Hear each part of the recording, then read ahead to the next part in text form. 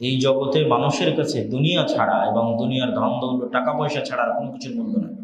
মানুষ টাকার জন্য আর এক মানুষকে হত্যা পর্যন্ত করতে পারে, মানুষ টাকার জন্য মিথ্যা বলতে পারে, মানুষ টাকার জন্য ধোঁকা দিতে পারে, মানুষ টাকার জন্য অন্যায় করতে পারে, মানুষ 2টা টাকা বেশি ইনকাম করার জন্য আমানতের খেয়ানত করতে পারে। তাহলে এই প্রত্যেকটা কাজে সে লিপ্ত হচ্ছে কেন? তার মুখ্য উদ্দেশ্য হচ্ছে দুনিয়া, তার লক্ষ্য এবং উদ্দেশ্য হচ্ছে দুনিয়া। সে একবারের জন্য ভাবে না যে তাকে আল্লাহর নিকটে ফিরে যেতে হবে এবং আল্লাহর সাথে সাক্ষাৎ করতে হবে। তো যারা আল্লাহর সাক্ষাৎ চায় না, যারা তাদের দুনিয়ার জীবন নিয়ে সন্তুষ্ট, তো আমি আল্লাহ তাদের ভুলে গেলাম। যে তার দুনিয়া নিয়ে সন্তুষ্ট, পরকালে তার জন্য জাহান্নাম।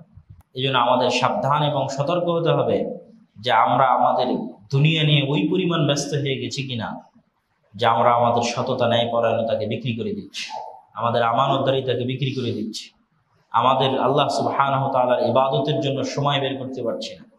দুনিয়াবি সফলতা হয়তো আমাকে পথভ্রষ্ট করে দিতে পারে, মানুষ চেষ্টা করলে দুনিয়াতেও সফল হতে পারে, অসফল ব্যর্থ হবে এরকম নয়।